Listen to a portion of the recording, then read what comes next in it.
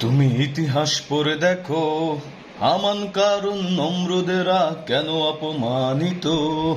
তুমি ইতিহাস চোখে রাখো, আবু জাহেল উদবা সাহেবা কেন অপমানিত। তুমি ইতিহাস পড়ে দেখো, হামান কারুন নমরুদেরা কেন অপমানিত। তুমি ইতিহাস চোখে রাখো, আবু জাহেল উদবা সাহেবা কেন অপমানিত। তুমি কোরআন পড়ে দেখো, ফেরাউনের মৃতদেহটাও কেন আজও অক্ষত। তুমি কোরআন পড়ে দেখো, ফেরাউনের মৃতদেহটা কেন আজও অক্ষত।